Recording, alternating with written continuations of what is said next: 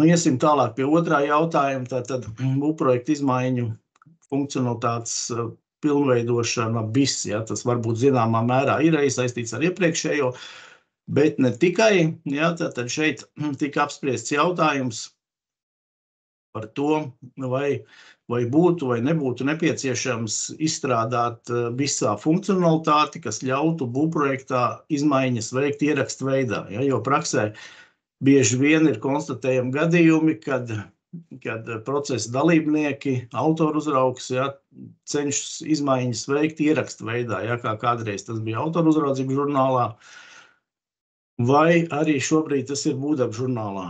Ja, tātad šeit gribu teikt, ka mums regulējums nosaka to, ka gan būvvaldes, gan arī paši procesa dalībnieki, un tā skaitā būvuzraudzība, kontrolē atbilstību būvprojektam, ja, un tātad šis žurnāls, jeb ieraksts žurnālā nav būvprojekts, vai ne?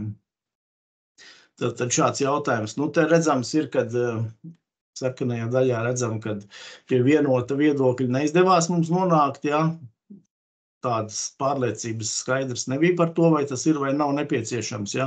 Iespējams no tāda aspekta, ja mēs redzam, ka process mums šobrīd notiek elektroniski, ja, kad, protams, nav mums jādrukā ārā papīra rasējumi, ja, ir iespējams arī šīs izmaiņas veikt arī šajā rasējumā un attiecīgi rasējumu tad pievienot būvprojektam.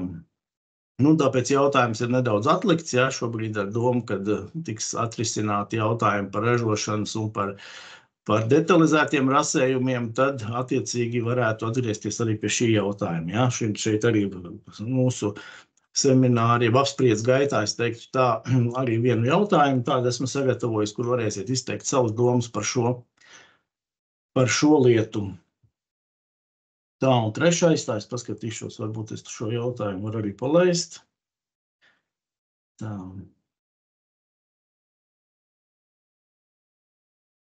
Jā. Tā, un trešais jautājums bija saistībā ar darba veikšanas projektu izstrādāšanu. Ja mēs redzam šobrīd, tad speciālie būvnoteikumi mums nosaka tos gadījumus, kad ir jāizstrādā darba veikšanas projekts, ja, tie nosacījumi atšķirīgi patreiz ir tādi, ja, bet tas jautājuma būtība bija tāda, ka būtu nepieciešams, iespējams, viņas arī varētu vienādot šos gadījumus, ja, kad tiek izstrādāts darba veikšanas projekts, bet būtiskākā lieta varbūt, kad iedot šim caur regulējumu arī darba veikšanas projektam sasaisti ar uzņēmēju kvalitātes kontrolas sistēmām. Ja? Tad varētu būt precizējumi darba veikšanas projekta saturā, ja? Un pieliekot klāt faktiski šo sadaļu par to, kādā veidā procesa dalībnieki ir vienojušies, ja? Kādā veidā viņiem notiks arī informācijas apmaiņa objektā, ja? Kādas būs galvenās kvalitātes prasības, ja? Pret ko viņi kādā veidā tiks nodrošināta atsevišķu operāciju izpildes kontroli, ja, kādā veidā, ko viņi plāno darīt, kā darbs tiks nodots un pieņemts jau no procesa dalībnieku puses. Un attiecīgi, šeit es nepārstāstīšu visu, tas ir tā kā redzams šeit priekšā, ja. Un tas secinājums bija tāds arī, ka dalībnieki atbalstīja, ja, šādu priekšlikumu. Un arī lūgums tika izteikts ekonomikas ministrijai to ņemt vērā pie regulējumu izmaiņām. Tā, virzīsimies uz priekšu. Paralēli es mēģināšu varbūt palaist vēl vienu jautājumu saistībā ar klusēšanas piekrišanas principu. Jā, tātad kā jums praksē ir, vai bijuši ir šādi gadījumi, vai jūs varbūt apzināti izmantojat šo funkcionalitāti? Tad šobrīd arī es ceru, ka viņš ir redzams. Tā. Tā, vēl viena lieta, pie kuras mēs šobrīd strādājam. Šeit ir runa par būvju pieņemšanas eksploatācijā atsevišķu operāciju automatizācijas iespējām viss, ja. Varbūt kāpēc šāds jautājums? Jautājums ir tāds, ka mēs redzam, kad šobrīd arī regulējums mums ir, es teiktu, vairāk kā, varētu teikt, palicis no papīra procesa, kur mums ir teikts speciālajos būvnoteikumos, kad kad rosinot objekta pieņemšanu, jā, tiek iesniegts būvvaldē apliecinājums, kuram tiek pievienota virkne ar dokumentiem, jā, ko mēs būtībā, tas ir tas saturs, ko tad būvinspektors skatās pie objekta pieņemšanas. Jā. Jāsaka tā, ka šobrīd jau mums elektroniskajā procesā tur ir maz kas tāds, ko būtu papildus jāiesniedz, jo viss jau atrodas visā, vai ne? Un tātad pēc būtības jau šī noslēguma stadijā, kad visi būvdarbi jau ir pabeigti, jā, visi darbi, varētu teikt, tā ir sekti jau, tad pēc būtības jau kaut ko labot un mainīt ir ļoti, ļoti grūti, jā, un bieži vien ir pat neiespējami pārbaudīt. Jā, tā kā lielākā vairumā gadījumu, tad runa iet par papīru sakārtošanu, vai ne? Tad tiek vai viens vai otrs nav pareizi noformēts, vai kaut kas trūkst vēl, jā, un attiecīgi tādā veidā tad tiek sakārtot papīri un objekts tiek pieņemts eksploatācijā. Šeit tas mērķis ir tāds, ka būtībā tos nepieciešamos dokumentu pārbaudas, viņas faktiski mēs pārvirzītu uz būvdarbu stadiju, uz lietas būvdarbu stadiju, nevis uz pieņemšanas eksploatācijā stadiju. Jā, un tā būtība tajā, šeit varam runāt gan par automatizācijas iespējām, gan iespējams, par vizualizācijas iespējām, ja jau lielā mērā jau informācija visā ir diezgan daudz, ja ir varbūt cita lieta, ka viņi nav tik viegli tā kā uztvert un apskatīt, ja tur varētu būt runa par vizualizāciju, ja. Un tā doma ir tāda, ka mērķis būtu panākt to, lai gan viss ja, tātad publiskajā pusē, no kuras strādā būvniecības ierosinātājs un citi procesa dalībnieki, gan būvvaldes pusē, ja, kas ir visi divi, būtu jau skaidrs, tad definēt šis nepieciešamo datu apjoms, kas ir nepieciešams, lai objektu nodot eksploatācijā, un būvvalde to varētu pieņemt.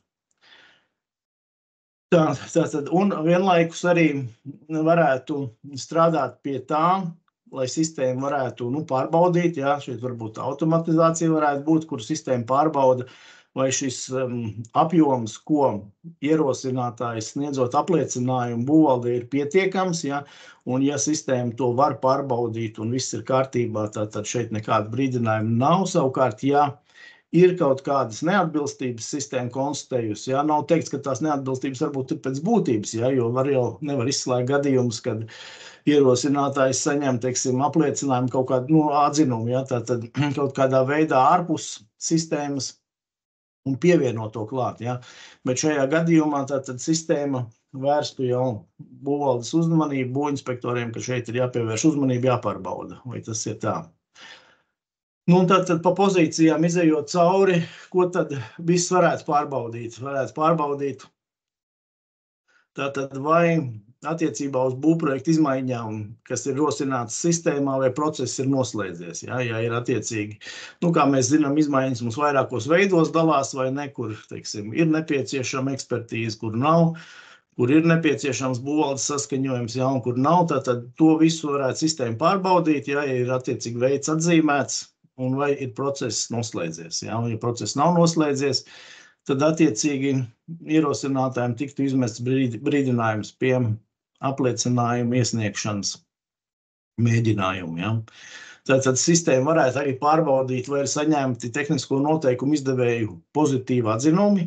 Ja. Attiecīgi, ja ir veikta šajos noteikumos atzīme par to, ka apliecinājumu atzinums būs nepieciešams. Tad attiecīgi varētu nokontrolēt arī trešās grupas tehnisko noteikumu izdevēju atzinumus. Ja. Šeit jāsaprot, ka no sistēmas loģikas ar trešās grupas būvju tehnisko noteikumu izdevējiem ir domātas tādas institūcijas, kuras faktiski bez tehniskajiem noteikumiem izdod atzinumus pie objekta pieņemšanas eksploatācijā. Ja. Viņas ir 2 vai 3, varētu teikt. Ja. Tad tas ir VUKTS, veselības inspekcija, ja, un ja tā ir ostas teritorija, tad tā ir Latvijas jūras administrācija. Ja.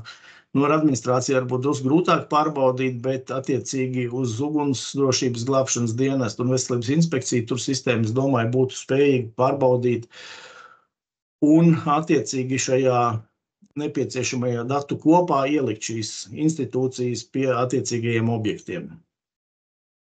Tātad sistēma varētu pārbaudīt arī, vai žurnāls ir pabeigts, visi ieraksti ir parakstīti un pieņemti, ja, parakstīti pieņemšanas akti. varētu pārbaudīt arī to, vai ir iesniegts šobrīd tātad pārskats par būvniecības plānu izpildi.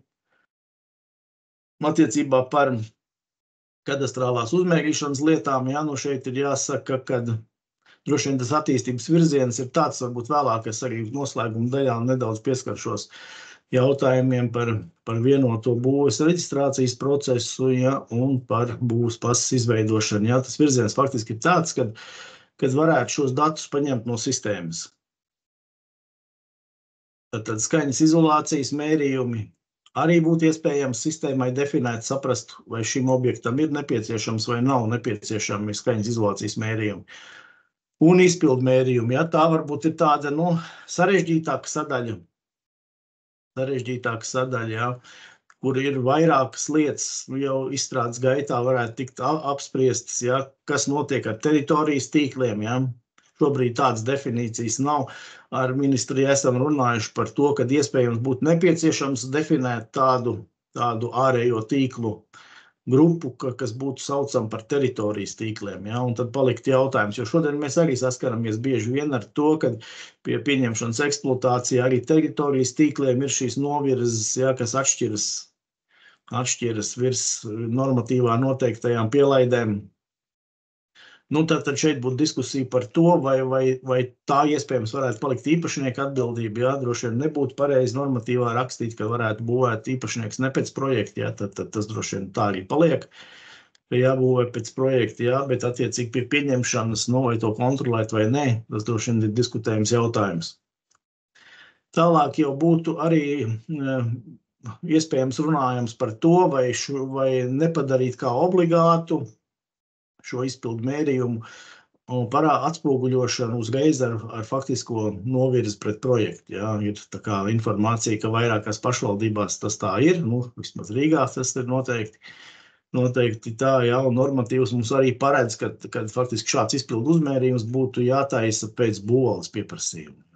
Tad, īsumā varbūt tas būtu par šīm automatizācijas iespējām. Kā es teicu, vēlreiz varbūt atkārtoši, tas būtu tas mērķis, lai vairāk resursu varētu būvvalde veltīt nevis dokumentu pārbaudēji noslēguma posmā, bet lai vairāk uzmanības veltītu objektam jau būvniecības stadijā, kad ir iespējams kaut ko arī vieglāk ietekmēt.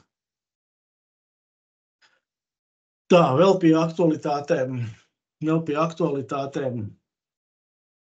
Tad šobrīd jau notiek izstrāde visfunkcionalitātei, lai 2. un 3. grupas publisko ēku īpašniekiem tiktu izsūtīti paziņojumi par periodiskās tehniskās apsekošanas nepieciešamību. Kā mēs zinām, šis termiņš jau ir ticis grozīts. Iepriekšējo reizi jau tas bija 19. gads, oktobris, kad visām 2. un 3. grupas mājām, ēkām tātad bija jābūt šīm periodiskām apsekošanām, bet ar to ir veicies diezgan slikti. Arī šobrīd faktiski pirms šīs sanāksmes nepārbaudīja, bet šis procents ir diezgan mazs. Ja par 3. grupas ēkām runājam, tad viņš ir zem 10%, kas vēl pavisam nesen bija veikuši. Un šobrīd ir plānots, ka sistēma izsūtīs 3 paziņojumus īpašniekiem.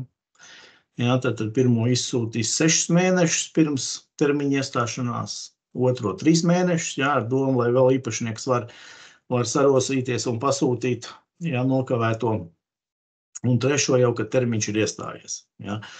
Arī bijām domājuši par to, vai sistēmai, ko tad darīt, ka šis termiņš ir iestājies, vai būvvaldei ģenerēts kādu uzdevumu, bet beigās no tā mēs atteicamies, redzot to, cik šī uzdevuma varētu būt daudz, Līdz ar to ir iestrādāts sistēmā, ka šī periodiskā tehniskās apsekošanas atzinuma neesamība ietekmē eksploatācijas lietas riska līmeni. Un attiecīgi jau būvvalde atbilstoši savai kapacitātei, tad var arī apstrādāt šos objektus ar augstāko riska līmeni, un attiecīgi tad jau īpašniekiem, tas gan vairāk droši vien sanāk šobrīd attiecas uz mums, kad mēs varam piemērot arī administratīvu atbildību, kas ir paredzēta likumā. Šeit jāņem vērā, ka būvniecības likumā atbildība par periodiskās tehniskās apsekošanas neveikšanu 2. grupas publiskai ēkai nav paredzēta, jo būvniecības likums ir tā uzrakstīts, ka faktiski iesākumā ir dot definīcija, kas ir publiskā ēka, ja, un tā ir tā kā trešās grupas publiskā ēka, un attiecīgi tālāk jau viss tad izriet saistībā ar trešās grupas ēkām. Nu, termiņš mums ir iestājās tad šī gada 31. oktobrī. Jā, tad, kā es jau augšā šeit esmu norādījis, tad šobrīd notiek funkcionalitātes izstrāde otrās, trešās grupas publiskām ēkām, jā, un pēc tam jau, ja tas šobrīd vēl nenotiek, tiks izstrādāta arī līdzīga funkcionalitāte daudzstāvu daudzdzīvokļu ēkām, jā, tur šis termiņš ir vēlāks, ir 31. gada 31. oktobrs, jā. Un atšķirība varbūt no šīm ēkām, jā, ir tāda, kad tur vēl viens paziņojums tiks izsūtīts 2 gadus vēl agrāk, jā, ar domu tādu, ka tur vairāk īpašnieku ir grūtāk varbūt novienoties, jā, tad pirmā informācija aizies 2 gadus pirms termiņa iestāšanās, un attiecīgi tālāk jau būs tāpat kā arī šai funkcionalitātei 6.3, un tad jau, kad termiņš ir iestājies. Trešā lieta, kas ir, kur arī nav šobrīd vēl funkcionalitātes, jā, bet pienākums jau ir šodien, tātad attiecībā uz tiltiem, ceļu pārvadiem un viaduktiem, jā, nu, šeit, ja mēs lasām tālāk, vēl tie rakstīts ir tātad caurtekām, tuneļiem, atbalsts sienām, jā, no to esam runājuši, un ministri arī kā tas īsti domāts, jā, jo šādus objektus jau pat mēs nevaram identificēt sistēmā, jā, tad, nu, tur ir arī atbildi tāda, ka, nu, šī domāts, tas ir faktiski kompleksā, jā, ja tam tiltam vai pa ceļu pārvadam kompleksā ir šīs caurtekas, jā, vai atbalsts sienas, tad tas ir apskatāms arī kopumā. Jā, un tur ir tātad runa par galvenām inspekcijām, kas jāveic reizi 5 gados, kā jau es teicu, tur tas pienākums jau ir iestājies, un attiecīgi inspekcijas ir veicamas, jā, atbilstoši standartam LVS 190.11, manuprāt, tāds viņš bija. Tā. Atvainojos, Māri vērš uzmanību, ka laiks tā kā iet uz beigām, tā kā nu, man arī īstenībā šis ir pēdējais jautājums, jā. Jā, un kolēģi, es vēl gribēju piebilst, ka čatā mēs redzam jautājumus, bet tieši tā paša jau minētā laika taupīšanas iemesla dēļ domāju, ka vispareizāk būs, kā kolēģi pēc runāšanas paskatās, un tad viņi, ja var, tad atbild uzreiz, vai pēc tam beigās ieslēdz mikrofonu un pastāsta. Vārdu sakot, uzreiz mēs jums atbildes negatavojam, bet noteikti viņas nekur nepazudīs. Labi, Māri, atvainojos turpin. Vēl palaist, jā, es mēģināšu palaist, tātad vēl pāris jautājumus. Viņelīna parādās, es ceru, jā? Jā, viss redzams. Viss ir redzams tā.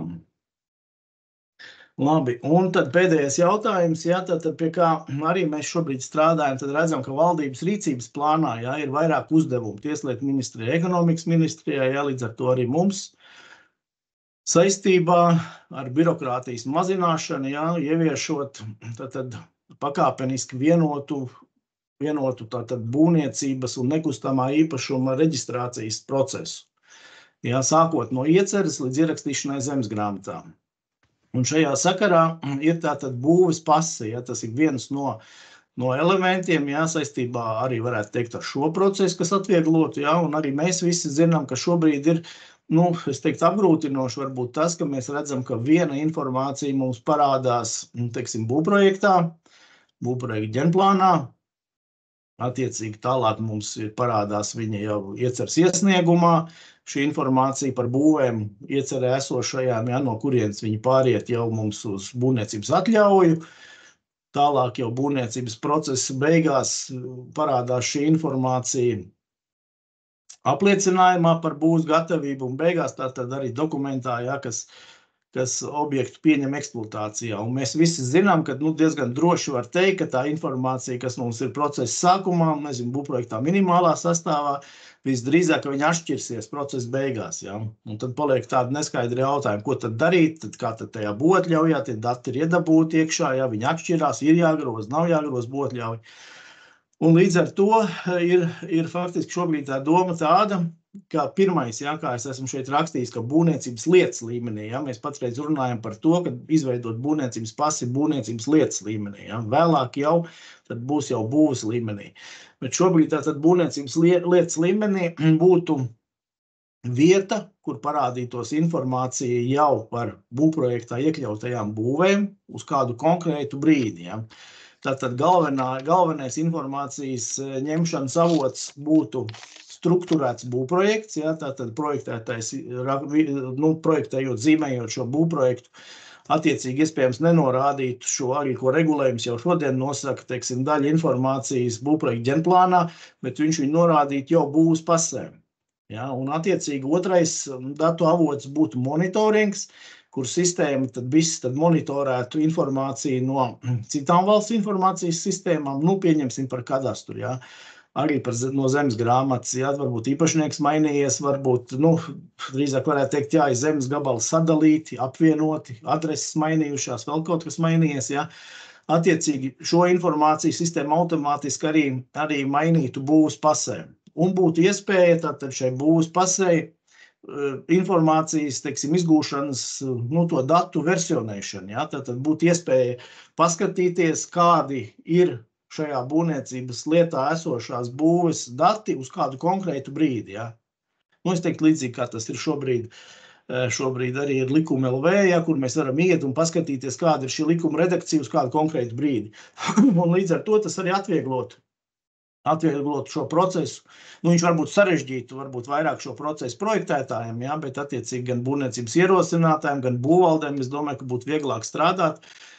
Jo nebūtu vairs nepieciešamība arī, pieņemsim pašā noslēguma stadijā, jau pieņemot būvu eksploatācijā, pārrakstīt, kā tas notiek šobrīd, ja, kad īpašnieks ierosinātais pārraksta datus no kadastrālās uzmērīšanas lietas, ja, iespējams viņš kaut kur vēl kļūdās, ja, tad viņš iesniedz apliecinājumu, attiecīgi aktā ielasās šī informācija no apliecinājuma, ja, tad tāda vajadzība izpaliktu, ja. Attiecīgi informācijas būtu lietas līmenī, būvs pasē un būve tiktu pieņemta eksploatācijā ar tādiem datiem, kāda viņa ir būvs pasē. Un kā jau es minēju, ja, tātad iet runa ne tikai par būvprojektu, bet, protams, arī par būvprojektu izmaiņām. Ja, tātad, kā šie dati var mainīties, viņi principā jau var mainīties caur izmaiņu būvprojektu, vai ne? Tātad, attiecīgi arī ar izmaiņu būvprojektu nākt līdz šī informācija pie pasas. Ja. Tas varbūt īsumā ir viss.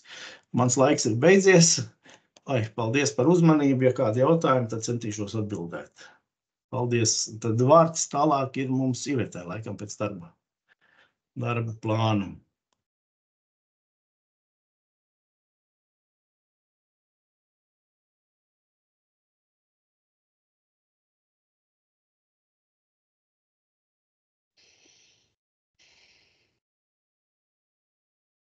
Iveta, atgādinu, ka tev nav ieslēgts mikrofons, mēs tevi nedzirdam. Jā, labdien, atvainojos, kaut kā kameru ieslēgta, mikrofons paslīdē garām.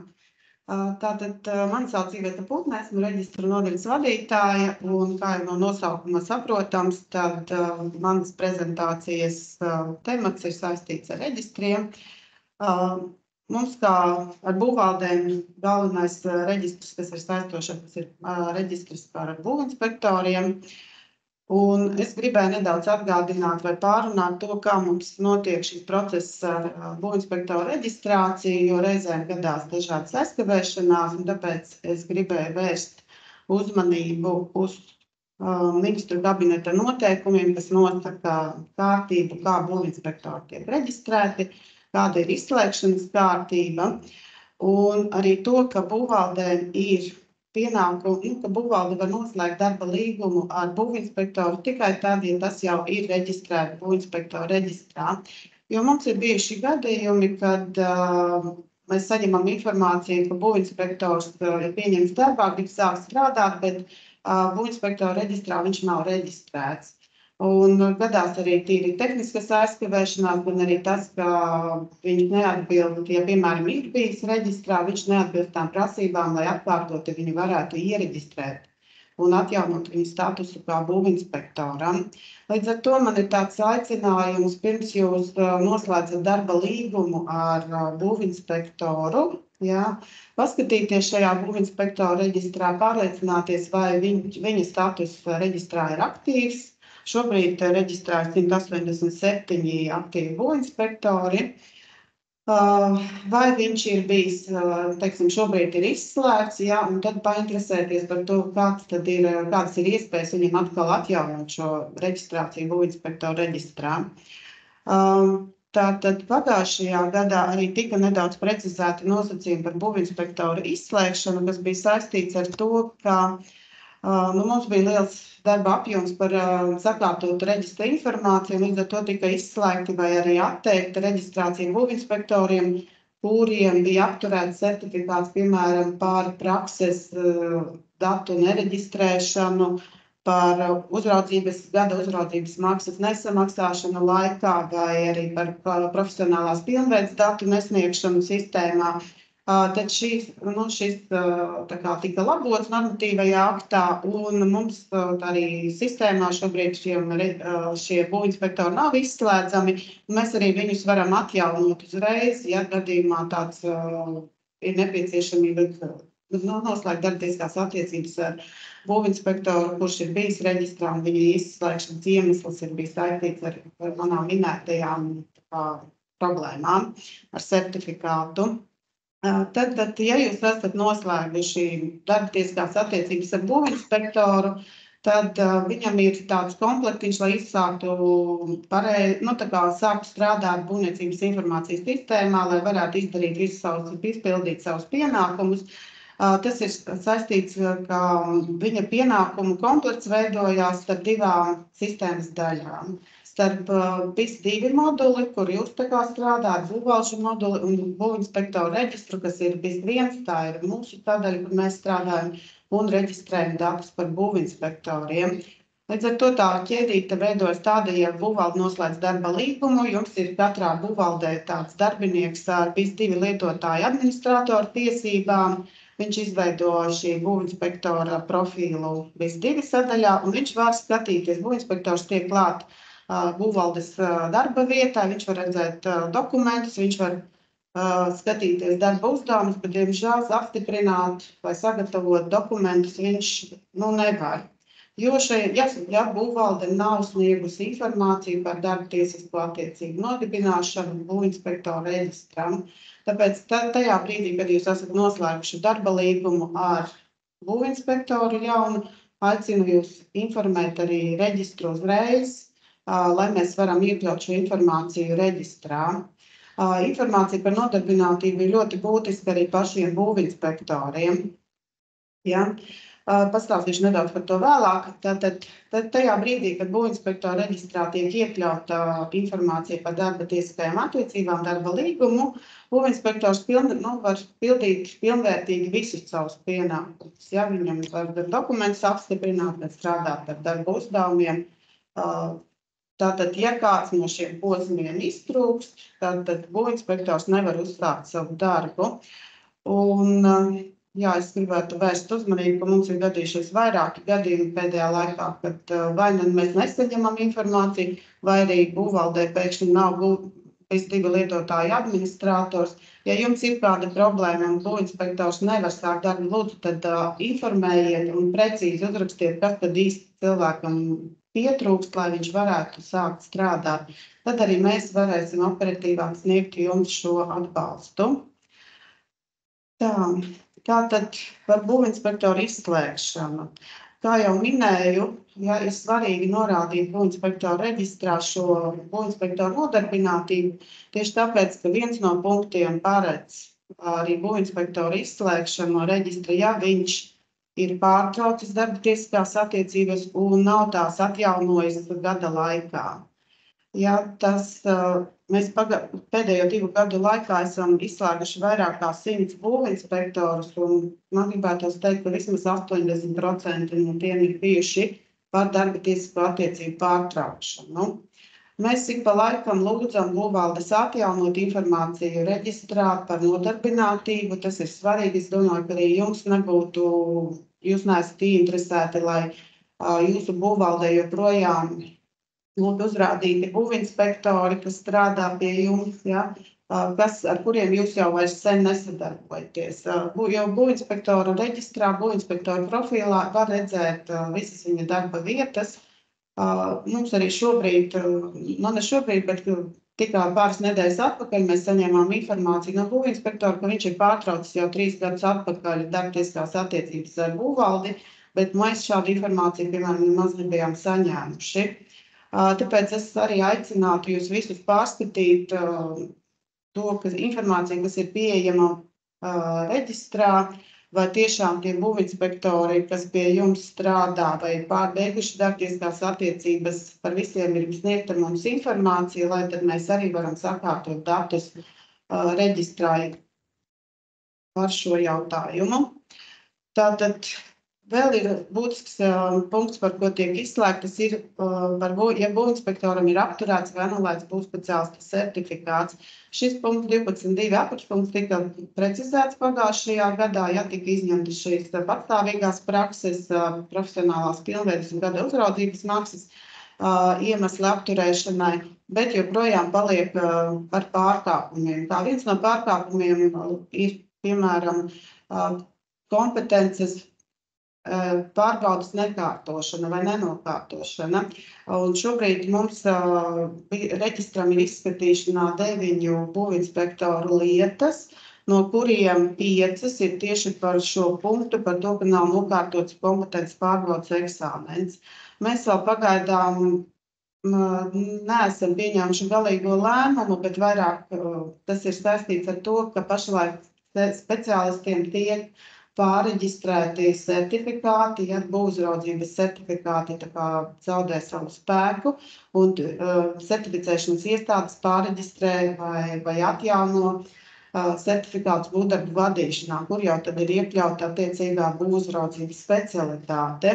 Un vairākiem no šiem būvinspektoriem tieši apturēts būvdarbu vadīšanas certifikāts, ja, un iemesls šīm kompetences eksāmena nekārtošana, kompetences pārbaudas nekārtošana, es aicinātu paskatīties šos būvinspektorus un atjaunot certifikātus būvdarbu vadīšanā, nokārtot šīs kompetences pārbaudes, lai mēs varam gan sakārtot datus būvspeciālistu reģistrā, gan arī mums nebūtu jāizslēdz viņi no būvinspektoru reģistra, jo šim pārkāpumam izslēdzot ir smagākas sekas nekā, piemēram, ja ir izslēgts par to, ka ir pārtraukts darbtieskās attiecības. Vēl viens nosacījums, kad izslēdz ir 2 rājieni par būvinspektoram būvniecības jomu regulējošos normatīvos aktos noteikti amata pienākumu nepildīšanu vai nepienācīgu izpildi. Par šo mēs gan nevienu informāciju neesam saņēmuši. Vēl viens izslēgšanas iemesls ir par kriminālu pārkāpumiem. Noteikumi 3. pielikums, kur ir minēti visi šie vai sodāmība vai pārkāpumi. Tātad, ja būvinspektors ir ticis izslēgts, tātad šeit var redzēt, ja ir izslēgts, piemēram, par to pašu kompetences eksāmena pārbaudes nekārtošanu par šādu pārkāpumu, tad var atkārtot reģistrēties būvinspektora reģistrā tikai pēc 2 gadiem. Tātad tās jau ir ievērojamas sekas, ja es lūdzu tāpēc sakārtojiet savus certifikātus, un lai mums nebūtu pēc tam jums nebūtu nepatīkami pārsteigumi, arī būvvalde pēkšņi nepaliktu bez būvinspektora. Ja ir izslēgts, piemēram, uz iesnieguma pamata vai arī par to, ka ir pārtrauktas darba tiesiskās attiecības, tad var reģistrēties atkārtot jebkurā laikā.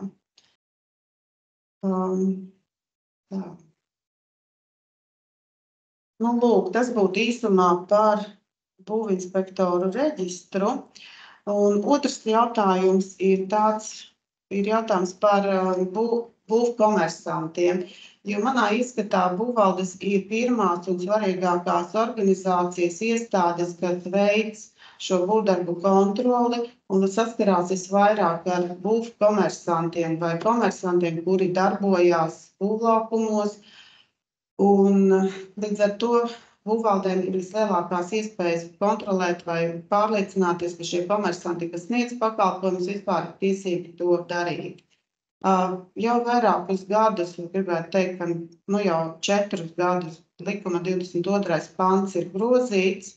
Ja tas nosaka, ka, lai sniegtu būvniecības pakalpojumus, komersants reģistrēs būvkomersantu reģistrā, tas nozīmē, ka praktiski visiem, kuri sniedz būvniecības pakalpojumus, ir nepieciešams būvspeciālists vai nav nepieciešams, ir jāreģistrējas būvkomersantu reģistrā.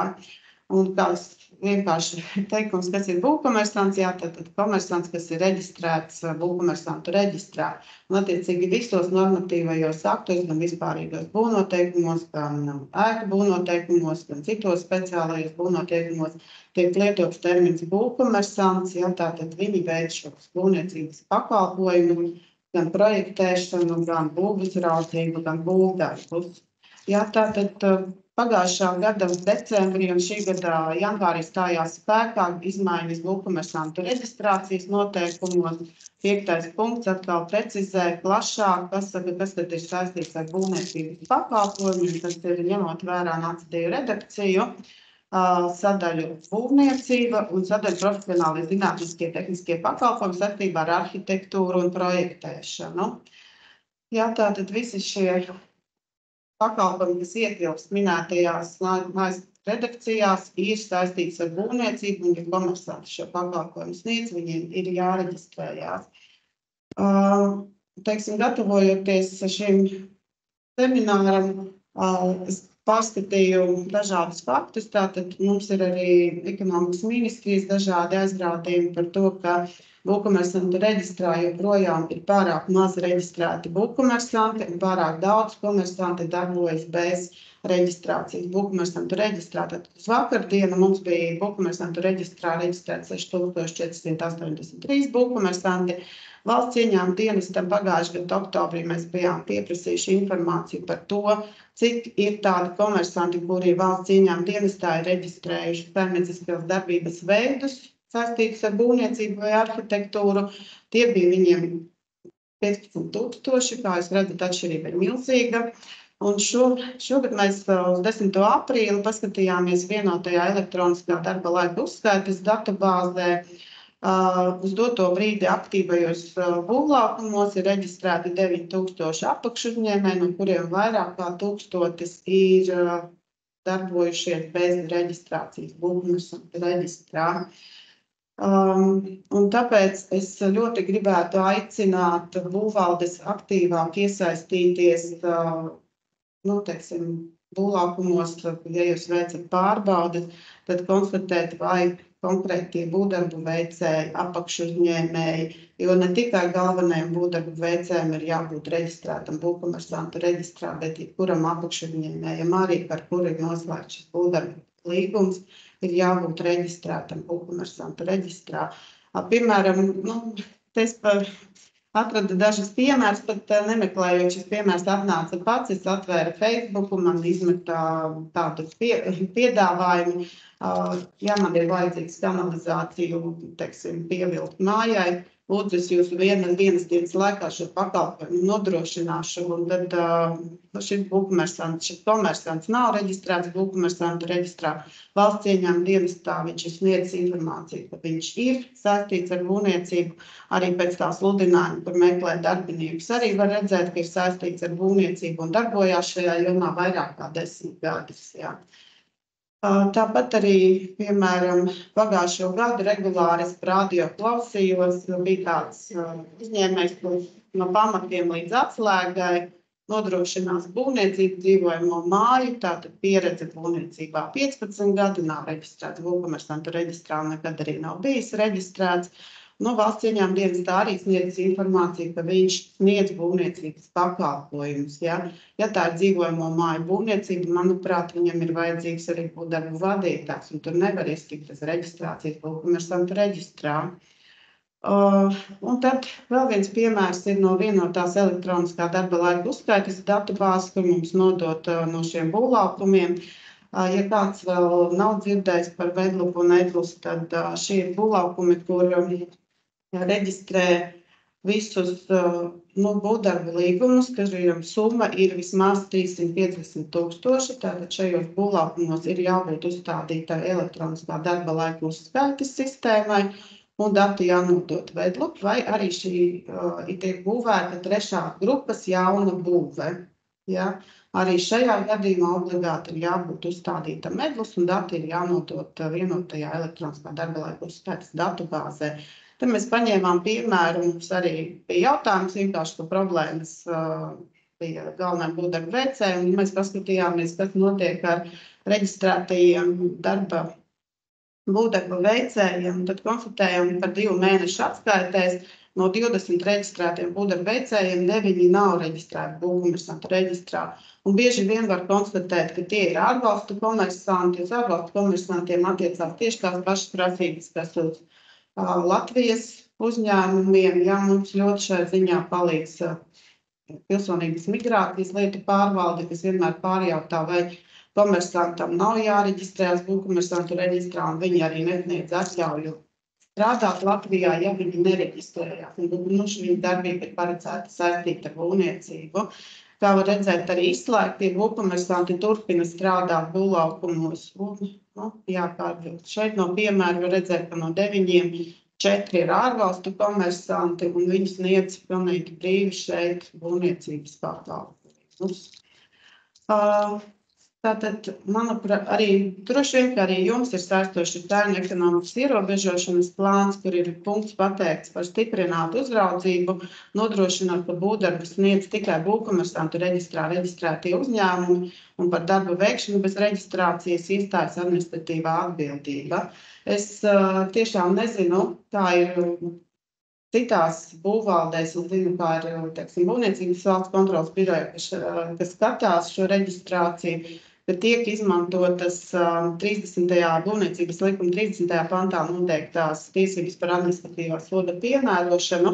Katrā gadījumā tas ir veids kā kaut vai motivēt vai stimulēt komersantus, informējot, ka viņiem par šādu darbību var piemērot sodu, un sods nav mazs, ja viena naudas soda vienība ir 5 eiro, tātad līdz 5,000, un šo administratīvo pārkāpumu procesu veids būvvaldes, būvniecības valsts kontroles birojas, valsts dzelzceļa tehniskā inspekcija vai valsts vides dienests. Ja, es gribētu aicināt, ka šī ēnu ekonomikas ierobežošanas plāns ir uzdevums ir tieši adresēts arī reģistru nodaļai, būvkomersantu reģistram. Mūsu stiprākā puse ir informēšana. Ja, mēs arī informējam komersantus par reģistrācijas nepieciešamību, par apakšuzņēmēju reģistrāciju būvkomersantu reģistrā, bet ja nav kontrole uz vietas, ja, teiksim, būvlaukumos, tad mūsu informācija vienā brīdī pa vienu ausi ieplūst, pa otru ausi viņa aiziet projām. Ja. Tāpēc es aicinātu arī jūs iesaistīties un atbalstīt mūs ar šī plāna izpildi. Un mēs ceram veidot tādu sadarbību, jo, piemēram, mēs arī varam paskatīties vismaz vienotās elektroniskās darba laika uzskaitas datubāzes dati, atlasīt lietas un lūgt būvvaldē veikt pārbaudi par komersantu reģistrāciju, būvkomersantu reģistrā. Vēl viena lieta, ko es gribēju pieminēt, tas ir, ka būvvaldēm no pagājušā gada 19. jūlija ir iespēja izmantot, principā arī ir jāizmanto būvspeciālistu pienākumu izpildes kontrolē vienotā elektroniskā darba laika uzskaitas datubāze. Doto brīdi man ir zināms tikai 2 būvvaldes, tas ir mūsu būvniecības valsts kontroles birojas un Latvijas dzelzceļa tehniskā inspekcija, kas ir pieprasījusi piekļuvi vedlupu datiem. Es aicinātu arī visas pārējās uzsākt šo pienākumu pildīšanu, šo datu izmantošanu. Ja jums ir uzlikts par pienākumu kontrolēt būvspeciālistu atrašanos objektā noteiktā laikā, ja to var redzēt pēc viņa darba laika uzskaites, viņiem parāda stundas, dienas, datumus, kad viņi ir bijuši objektā, vai šajā gadījumā viņi varēja apstiprināt konkrēto dokumentāciju vai veikt kādu pārbaudi, vai viņi to nav darījuši, esot būvlaukumā. Un te ir neliels vienkārši skats, kā tas izskatās vedlup. Ja pieprasīšana notiek BIS2 sadaļā, būvniecības lietā, kur ir būvdarba žurnāls un personu dati, jo tas ir jums pagaidām saistīts vairāk ar speciālistiem. Tas ir skats, kā izskatās, ka jums ir pieprasīts informācija par speciālistiem, un var redzēt, ja šeit ir vārdiņš jā, tad dati par viņu vedlupā ir reģistrēti, tad viņš šajā objektā ir strādājis un noteikti kādu stundu uzskaita par viņu ir pieejama. Tas man arī būtu īsumā viss. Ja ir kādi jautājumi, lūdzu, droši. Liels paldies, Ivetai. Jā, tev vismaz viens vai pat pusotrs jautājums ir arī čatā, lūgums paskatīties. Un dodam vārdu mūsu kolēģei no Valsts vides dienesta, Dacei Rudusei. Un tātad viņa pastāstīs par savas iestādes būtiskākajām aktualitātēm, kas varētu skart arī jūs.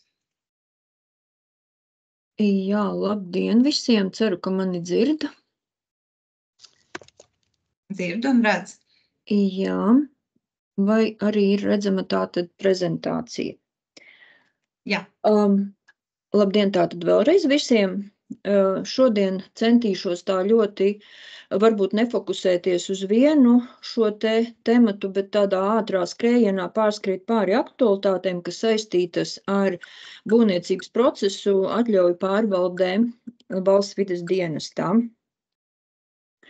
Tātad sākšu ar to, kad, lai jau iepriekšējais runātājs teica pār šo valsts pārvaldes uzstādinājumu samazināt birokrātiju un arī administratīvo slogu, tad viens no tādiem administratīvā sloga samazināšanas pasākumiem Valsts vides dienestā pilnīgi noteikti ir uzskatāms pār divu tādu pamatlikumu, ko mēs izmantojam savā darbā, grozījumu stāšanos spēkā ar 1. janvāri.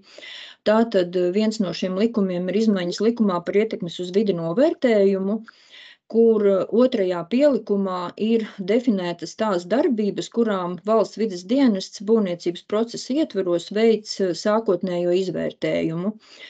Un ja līdz 1. janvārim faktiski nebija izņēmuma gadījumu, kādos mēs varējām neveikt šo sākotnējo izvērtējumu, tad stājoties spēkā izmaiņām, tad ir atvieglota kārtība, kādā veidā var veikt būvniecību, neveicot sākotnējo izvērtējumu. Tātad, ja ir esošu ēku un būvju restaurācija un atjaunošana, nemainot ēkas lietošanas veidu, ja esošu ēku vai būvju pārbūvi nepalielinot būvis vai tās daļas apjomu un nemainot lietošanas veidu, ja tām ir nodrošināta piekļuve, tad nav jāveic.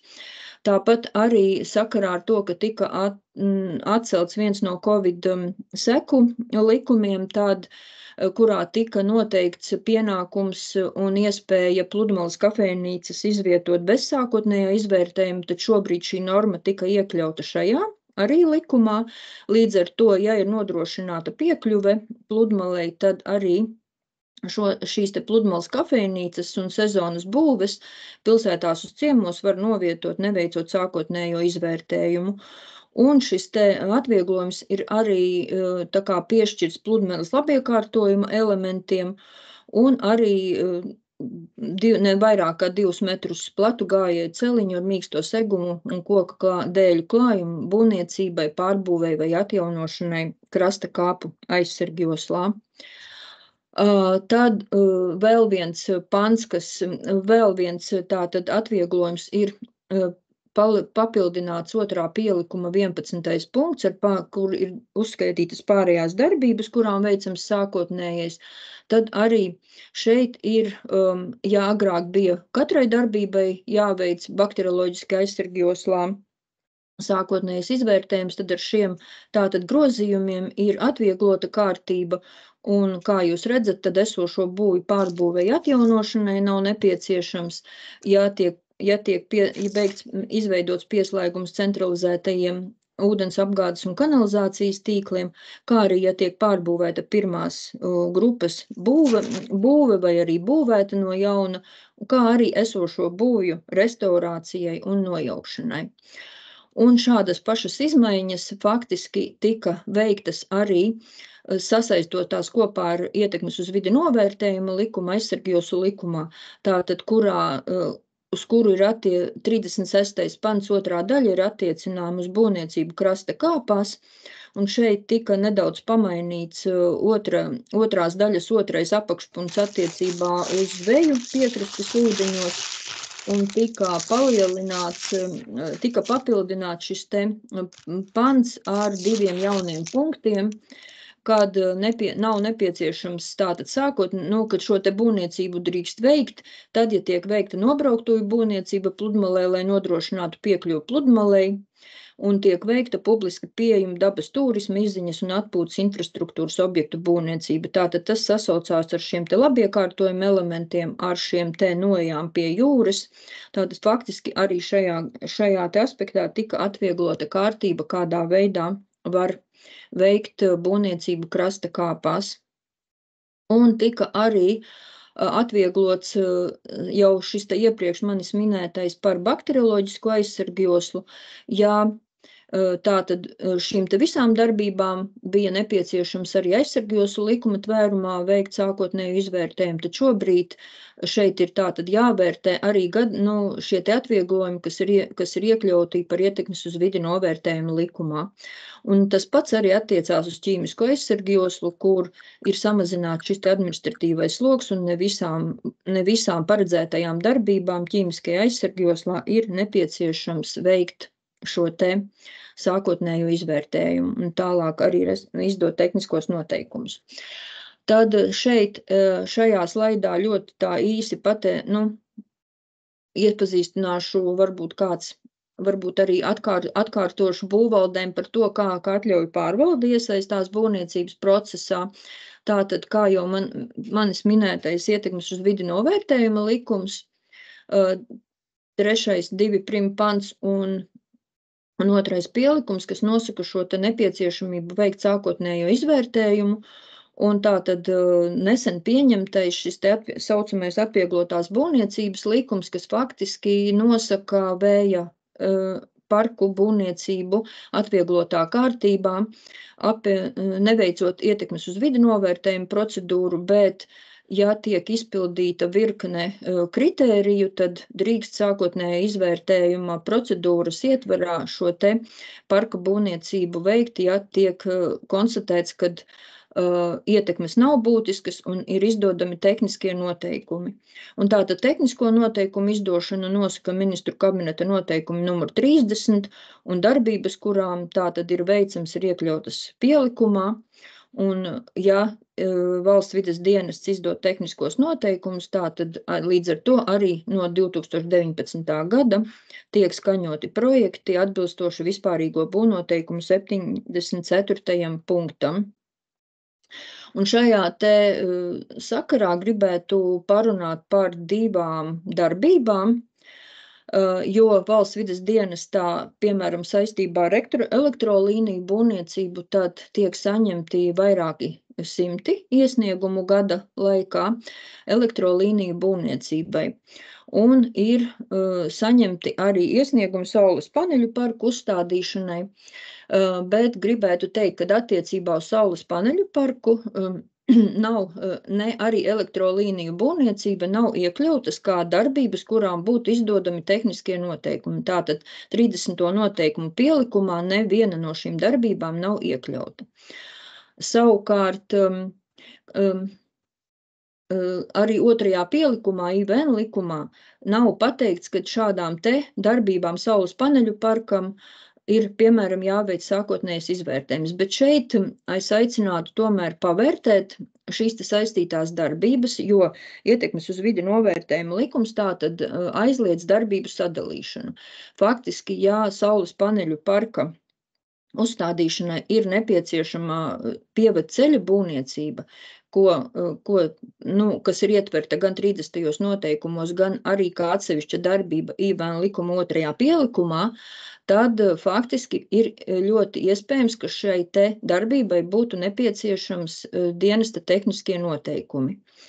Tāpat arī šobrīd jau manis pieminētā ķīmiskā aizsargu josla ūdens ņemšanas vietām, kas gan vairāk ir attiecināma uz elektrolīniju būvniecību, jo saņemam iesniegumus, kur pilsētās un ciemos tātad tiek veikta elektrolīniju būvniecība, un šī te būvniecība ir paredzēta ķīmiskajā aizsargu joslā ap ūdens ņemšanas vietu. Un IVN 2. pielikumā tātad minētas arī atsevišķa darbība gāzes tveika un karstā ūdens pārvades līnija un augstsprieguma elektrolīniju ierīkošana, kas tātad ir saistīta arī ar saules paneļu parkiem, jo saules paneļu parkiem ir nepieciešama gan šī te elektrosadales ēkas būvniecība, gan arī elektrolīnijas būvniecība, lai tātad pieslēgtos jau esošajām līnijām. Un ja gadījumā šī te elektrolīnija jābūvē ir vairāk kā 5 km garumā, tad arī šī saistītā darbība paredz to, ka šim te saules paneļu parkam var būt nepieciešams veikt sākotnējo izvērtējumu. Un jaunu ceļu būvniecība, kā es minēju, tātad, kas arī var būt saules paneļu parka saistītā darbība, arī ir iekļautā 2. pielikumā, kā atsevišķa darbība, ja ceļa būvniecība ir 1 kilometrs un vairāk, vai arī tā ir paredzēta īpaši aizsargājumā dabas teritorijā, ar to robežojas vai atrodas 100 metru attālumā no tās. Saistībā ar ceļa būvniecību saules paneļu parku ierīkošanas darbībām gribētu teikt, ka lūdzu nevērtēt iekšējo ceļu būvniecību. Tātad faktiski vērtēt tikai to, ja ir nepieciešama šī ceļa būvniecība līdz paredzētās darbības vietai. Jo, ja tas ir tīri saules paneļu parka iekšējā teritorijā, tad mēs kā valsts vides dienests nevērtējam šo te ceļu kā jaunu būvniecību, bet tā ir jau saules paneļu parkā iekšējai apkalpošanai, ko faktiski tad netraktējam kā jaunu ceļu būvniecību IVN likuma izpratnē. Un saistībā ar saules paneļu parkiem tad ļoti uzmanīgi aicinu paskatīties IVN likuma 32 pants par sākotnējo izvērtējumu nepieciešamību, ja šī darbība var būtiski ietekmēt Eiropas nozīmes īpaši aizsargājumās dabas teritorijas, tātad respektīvi, ja šī te darbības vieta atrodas īpaši aizsargājumā dabas teritorijā. Kopš 21. gada ir valsts vides dienestā ir veikti 21 sākotnējs izvērtējums, tātad faktiski liela daļa no tiem ir tieši tāpēc, ka ir atrodās darbības vieta, atrodās Natura 2000 teritorijā, un vienai no darbībām tika piemērota IVN procedūra, jo vērtējumā tika konstatēts, ka šai te darbībai var būt būtiska ietekme uz šīs te aizsargājumās teritorijas ainavu. Un faktiski, ja šī teritorija ir izveidota dēļ ainava aizsardzības, tad visticamāk, kad var būt tāds rezultāts, ka izvērtējot visus kritērijus un visas ietekmes, atbilstoši IVN likumā uzskaitītajiem 11. pantā uzskaitītajiem kritērijiem, valsts vides dienests var nonākt pie secinājuma, ka šai te darbībai ir piemērojama ietekmes uz vidi novērtējuma procedūra. Un aicinu arī tātad šo te abu darbību ietvarā arī paskatīties atbilstību aizsargjoslu likumam. Te gan vairāk droši vien skatos uz elektrolīniju būvniecību, kas var faktiski iekrist tādā vietā, kur skar krasta kāpu aizsargjoslu. Tātad jau šajos 150 metros vai 300 metru attālumā, ja tas ir ārpus pilsētām un ciemiem. Bet pārējos gadījumos aicinātu varbūt būvvaldes ar komersantiem pārunāt šo te jautājumu un ne visos gadījumos sniegt iesniegumu būvniecības informācijas sistēmā arī kā uzdevumu valsts vides dienestam, lai samazinātu slogu gan mums, gan arī tātad šajām te darbības veicēju pusē.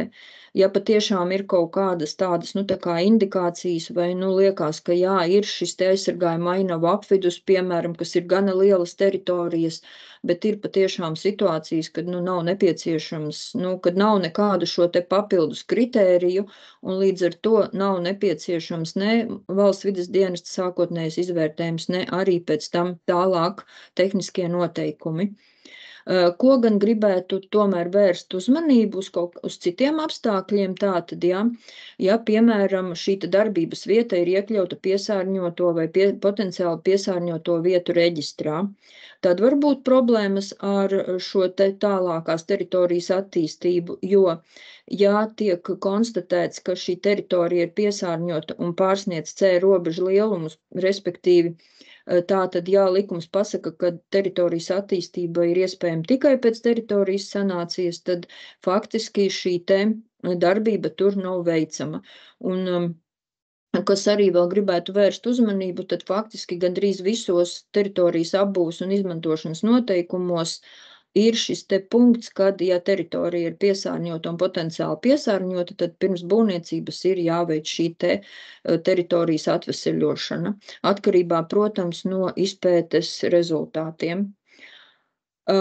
Tāpat arī, piemēram, ja gadījumā teritorijā darbības vietā ir konstatējama īpaši aizsargājumās sugas, tad arī tur var būt faktiski problēmas, jo īpaši aizsargājumās sugas aizsargā sugu un biotopa aizsardzības likums. Tātad, ja, un tur arī var būt, tā kā paskatīties, vai kaut kāda ietekme būtisku šo sugas atradni nav iespējama. Un, protams, arī kaut kādas atrašanās apgrūtinātajās teritorijās, piemēram, ko es varētu tā visspilgtāko varbūt pateikt, notekūdeņa attīrīšanas iekārtu aizsargjosla. Tātad, ja, tur arī ir ierobežojumi jaunai būvniecībai. Tā kā faktiski paskatu, pavērtējam un varbūt tomēr ne visos gadījumos iesniedzam šos te, it sevišķi tas attiecās uz elektrolīniju būvniecības iesniegumiem valsts vides dienestā. Būtu ļoti jauki, ja mēs samazinātu šo te iesniegumu skaitu, kas nonāk līdz valsts vides dienestam. Tad, kā nākamo gribētu tā nedaudz uzsvērt, kuros gadījumos valsts vides dienests skaņo būvprojektus. Lai samazinātu šo te administratīvo slogu gan sev, gan arī komersantam, tad faktiski mēs izmantojam tādu iespēju, ka tehniskos noteikumus izsniedzam gadījumos, kad patiešām ir ko izvirzīt īpašās vides aizsardzības prasības paredzētajām darbībām, un tad šādos te gadījumos, ja ir izsniegti tehniskie noteikumi, dienests pilnīgi noteikti skaņo būvprojektu. Bet ir gadījumi, kad, lai gan darbība ir iekļautā ministru kabineta noteikumos 30. pielikumā, un tātad faktiski šai te darbībai būtu izsniedzami tehnisko noteikumi, tad izvērtējot iesniegumu paredzētās darbības vietu un pārējās visas šīs te iespējamās ietekmes uz vidi, tad pieņemam lēmumu izsniegt atzinumu, kurā pasakam, ka īpašas vides aizsardzības prasības nav nepieciešams ievērot, bet ir šajā te darbības realizācijā jāievēro tātad ārējie normatīvie akti. Un šādā te situācijā mēs faktiski atsakamies no būvprojekta skaņošanas, jo, kā zinām, būvprojektā valsts vides dienests skaņo un skatās, vai ir izpildīts tehnisko noteikumu prasība. Līdz ar to, ja šajā atzinumā ir pateikts, ka īpašās vides prasības netiek izvirzītas, tad arī līdz ar to faktiski mums nav ko skaņot, un mēs šo projektu neskaņojam. Ir vēl gadījums, kad tiek sagatavota vēstule, ka paredzētajai darbībai tehniskie noteikumi nav nepieciešami. Tātad šī darbība nav tikusi iekļauta 30. noteikumu pielikumā. Bet kaut kādā veidā mēs gribam vērst darbības veicēju uzmanību uz to, ka šajā teritorijā, piemēram, ir dabas vērtības. Piemēram, tajā pašā elektrolīnijas būvniecības gadījumā ir konstatēts, ka šī te elektrolīnija kaut kādā brīdī, piemēram, šķērso biotopu, īpaši aizsargājamo biotopu, piemēram, ganītas pļavas. Līdz ar to mēs vienkārši vēršam komersanta uzmanību, ka tur ir tāda situācija, un varbūt, kad nepieciešamības gadījumā iesakam arī vērsties dabas aizsardzības pārvalde, informēt dabas aizsardzības pārvaldi, un iespējams, kad, piemēram, tā dabas aizsardzības pārvalde pasaka, kad šī darbība būtu jāveic ar kaut kādiem nosacījumiem. Bet arī šī situācijā mēs neskaņojam būvprojektu.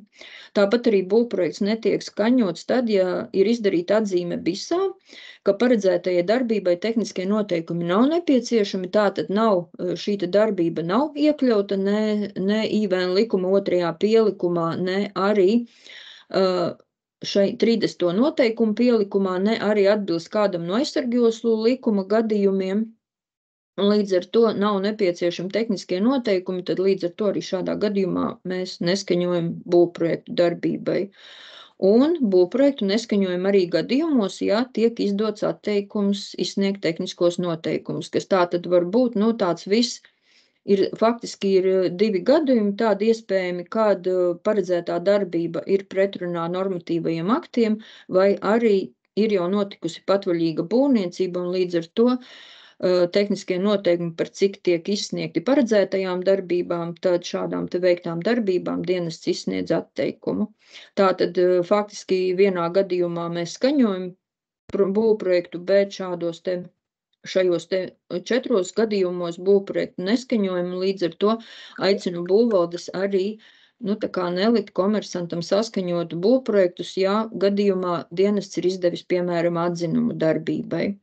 Kad tad faktiski tiek uzskatīts, ka īpašās prasības nav nepieciešamas, un ja projekts ir izstrādāts atbilstoši normatīviem regulējumiem, tad arī tiek uzskatīts, ka vides prasības ar šo te tiek ievērotas. Un šeit drusku gribētu pieskarties jautājumam, jo bieži vien tiek saņemti šobrīd būvprojekti, kas ir izmaiņas iepriekš akceptētajā iecerē. Un ir no dažādām būvvaldēm tiek saņemti dažādi šie te būvprojekti, un arī līdz ar to tomēr mēs vērtējam katru šo te gadījumu atsevišķi, bet tāda kopējā schēma varbūt ir tāda saskatāma. Tātad faktiski ir tā, ja šis te tātad tiek saņemts šis te izmaiņu būvprojekts, izmaiņas būvniecības iecerē, tad mēs vērtējam vai šī te šīs te būvniecības izmaiņas tiek atbilst kritērijiem, kur būtu jāveic sākotnējais izvērtējums. Tātad IVN likums pasaka konkrētus gadījumus, kādos gadījumos jau pie veiktām darbībām ir tomēr nepieciešams veikt vai jau sākotnējo izvērtējumu, vai tātad pamatojoties uz izmaiņām sākotnējā izvērtējumā, tātad ir jāveic atkārtot sākotnējais izvērtējums. Ja tiek pieņemts šādā te gadījumā lēmums, kad ir izdodami tehniskie noteikumi, tad mēs tehniskos noteikumus izdodam un līdz ar to skaņojam būvprojektu šajā te izmaiņu ietvarā. Tātad skaņojam tikai būvprojektu, kur ir veiktas šīs te izmaiņas. Ja tiek konstatēts, ka sākotnējais izvērtējums nav nepieciešams šām te izmaiņām darbībā, tad līdz ar to arī nav nepieciešams izsniegt tehniskos noteikumus vides aizsardzības prasībām. Tātad šādā te situācijā mēs arī būvprojektu neskaņojam, bet pasakam to, ka no vides aizsardzības viedokļa tātad izmaiņas nav nepieciešamas iekļaut tehnisko noteikumu tādā ietvarā, un pasakam to, ka būvniecības dokumentācija ir sakārtojama, piemēram, pie patvaļīgas būvniecības gadījumā, un šī te būvniecības tātad iecerē ir no vides viedokļa akceptējama. Protams, katrā ziņā neskaņojam būvprojektu gadījumos, ja šī te izmaiņas būvniecības iecerē ir pret normatīvo regulējumu, un līdz ar to ir jāpieņem dienestam lēmums par atteikumu veikt sākotnēju izvērtējumu. Nekādā gadījumā, protams, tad šādu te būvprojektu mēs saskaņot nevaram, un arī otrs gadījums, ir izsniegts atteikums izsniegt tehnisko noteikumu. Tas arī faktiski var būt gadījumos, ja izmaiņas būvniecības iecerē ir pret normatīvo regulējumu. Šis te tāds īsais pārskrējiens izmaiņu būvprojekta skaņošanā, bet katrā ziņā mēs vērtējam katru atsevišķo gadījumu, jo var būt situācijas, ka tomēr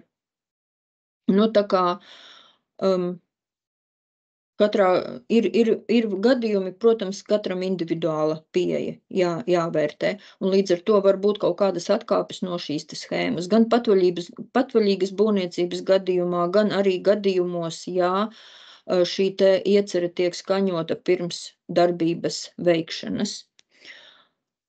Tas man arī laikam tā īsumā viss. Paldies par uzmanību. Ja ir jautājumi, pirms varbūt nākamā runātāja, es aicinātu klātesošos tomēr savām domām padalīties. Šodien mēs esam gan arī 130 cilvēki, bet aptaujās viedokļus ir tikai neliela daļa izteikusi. Tā kā lūdzu, aktīvi piedalāmies. Jā, paldies Dacei, un aicinu arī viņu ielūkoties čatā, jo arī uz viņu ir attiecināmi daži jautājumi.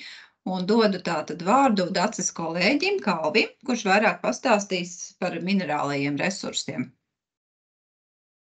Jā, sveicināti. Tātad mans vārds ir Kalvis Avotiņš, es esmu Valsts vides dienesta Lielrīgas reģionālās vides pārvaldes vadītājs.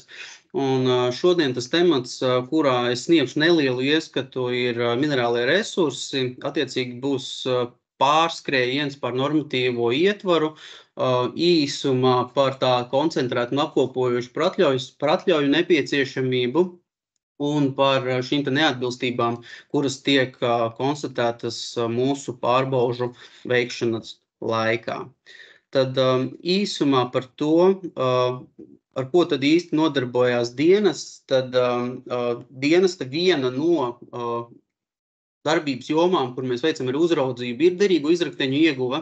Un faktiski, jebkurām šīm darbībām, kas ir vai nu piesārņojošas darbības, vai arī saistīts ar šo ieguvi, tad pirmreizēji, pirms pašas darbības uzsākšanas, tad tiek veiktas šis izvērtējums ietekmei uz vidi, attiecīgi pēc visu noteikto saskaņojumu saņemšanas, tad ir šis process, kas noslēdzās, ja tas noslēdzās veiksmīgi, tad ir šis atļaujas saņemšana, un atļaujas saņemšanas gadījumos, tad noteikti arī ir šis kontrolējošās funkcijas nodrošināšana saistībā ar atļaujas nosacījumu ievērošanu un arī citu saistīto normatīvo aktu izpildi.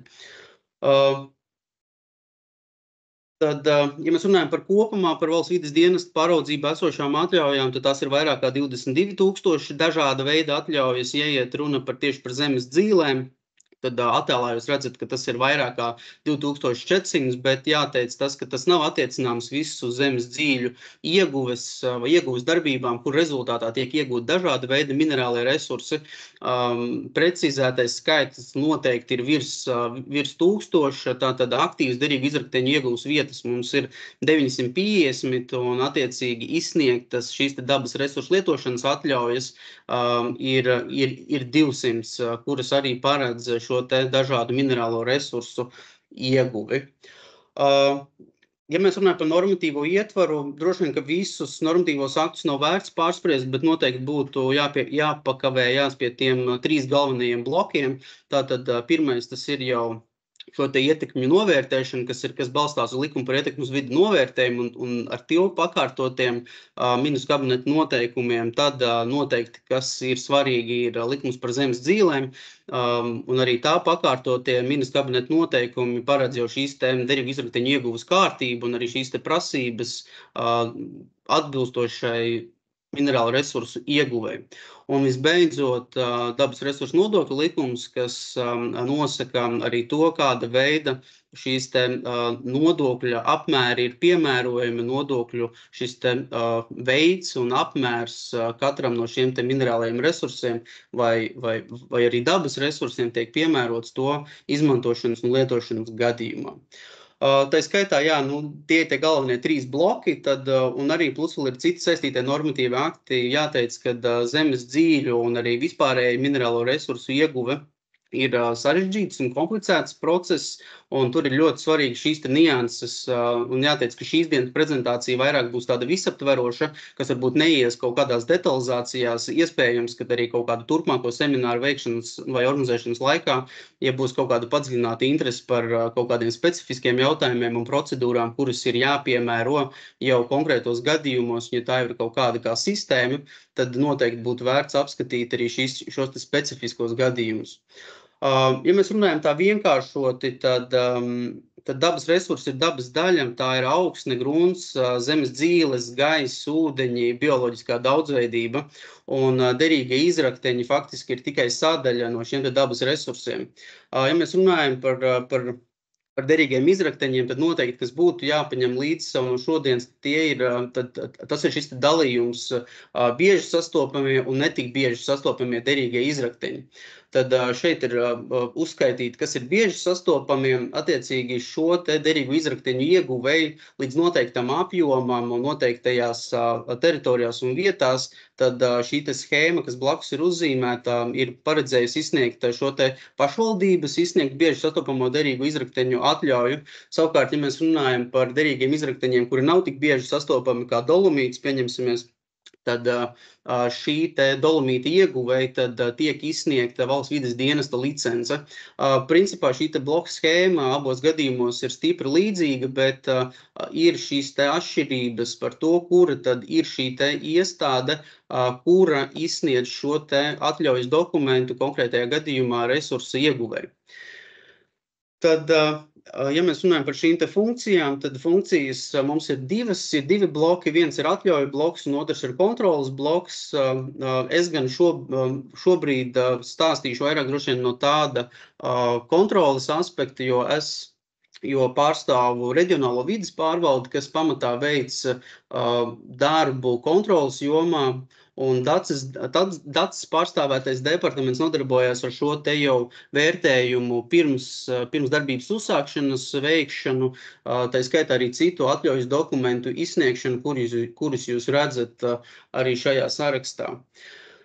Tad būtiskākais, pie kā būtu jāpakavējās, tātad par šo dabas resursu ieguvu un realizāciju, kas ir būtiski, tad ir, lai piemērot kādas no šīm te procedūrām un lai saprastu, kāda veida atļaujas ir nepieciešamas, noteikti ir jāsaprot, kāda tad īsti ir šī te darbība un kāds ir tas galvenais mērķis, jo, ja tā ir būvniecība, kuras rezultātā ir paredzēts uzbūvēt ēku vai dīķi, tad, protams, tad šis te dabas resurss, kas tiek iegūts, viņš tiek iegūst pakārtoti, bet arī tur ir sava kārtība, kādā veidā šis te dabas resurss var tikt realizēts un iesaistīts saimnieciskajā darbībā, un respektīvi, lai par to tiktu samaksāts arī dabas resursu nodoklis.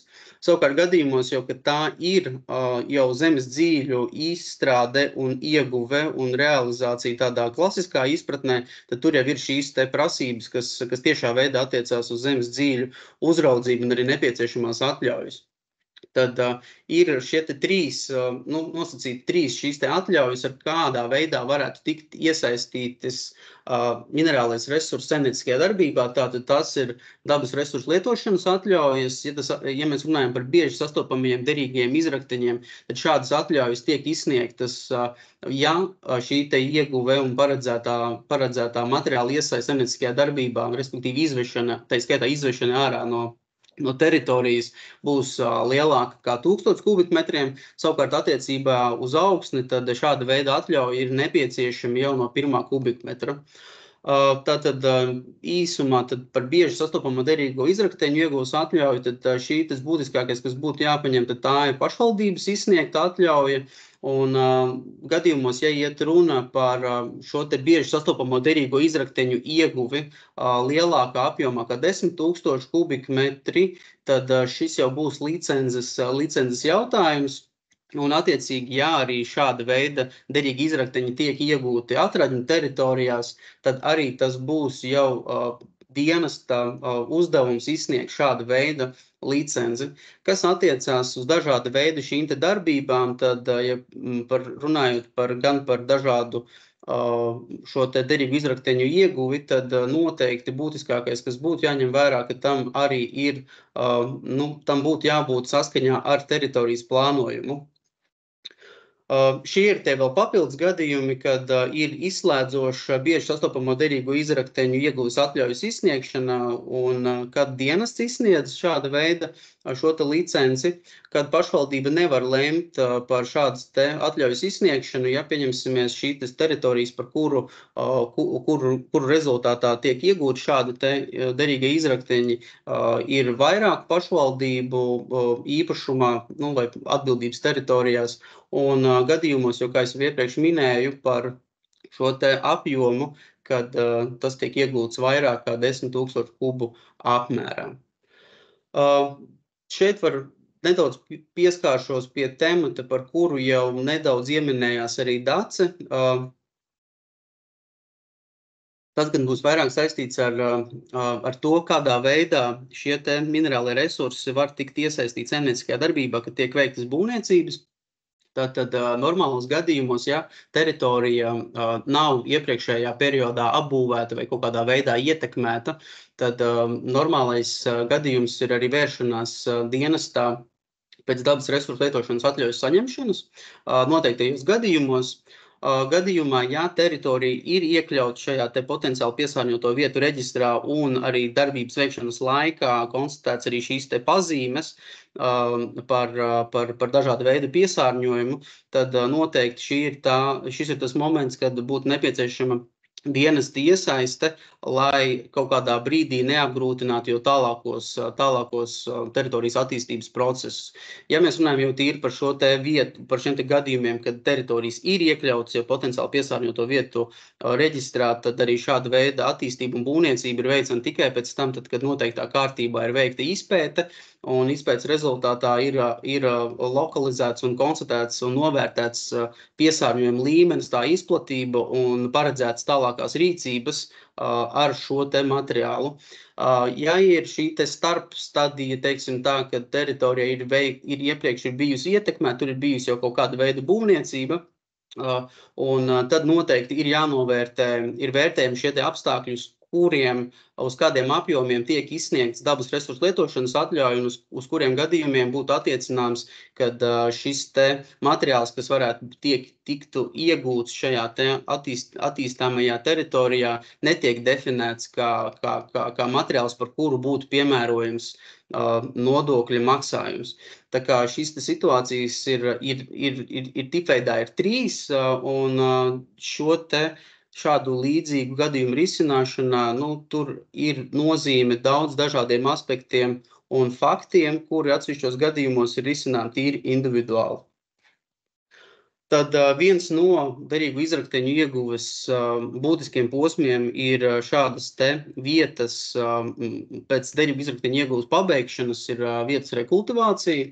Tad izšķirot no šiem te mērķiem, tad pēc būtības tas rekultivācijas mērķis ir novērst draudus cilvēku veselībai un apkārtējai videi. Tas ir nodrošināt arī pilnvērtīgu ieguves vietas izmantošanu pēc šīs te derīgu izrakteņu ieguves pabeigšanas un sekmēt arī tādu kopēju šīs teritorijas iekļaušanos ainavā.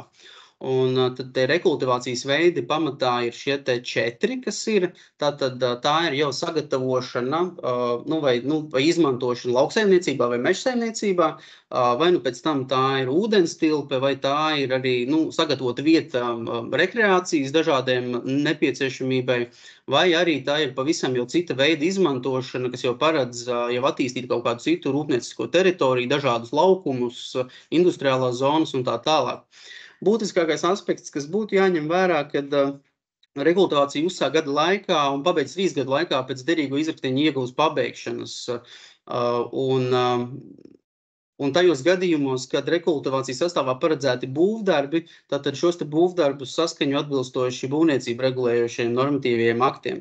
Tā kā šis te process ir tāds dalītās atbildības joma, kur arī pie šī rekultivācijas procesa noslēgšanas iesaistās valsts vides dienesta speciālisti un būvvaldes. Ja mēs runājam par pašām pārbaudēm, tad pārbaudes ir 2 veidu. Tās ir tās, kuras jau mērķēti un plānveidīgi tiek veiktas dažādās šajās te jau ar atļaujām esošajās derīgu izrakteņu ieguves vietās. Atsevišķi šie citi gadījumi, kad tiek veikts pārbaudes arī šajos te būvobjektos, tas ir balstoties uz šiem te iesniegumiem un sūdzībām, kas tiek saņemts gan no iedzīvotājiem, gan arī no citām būvniecības procesā iesaistītajām kontrolējošām iestādēm.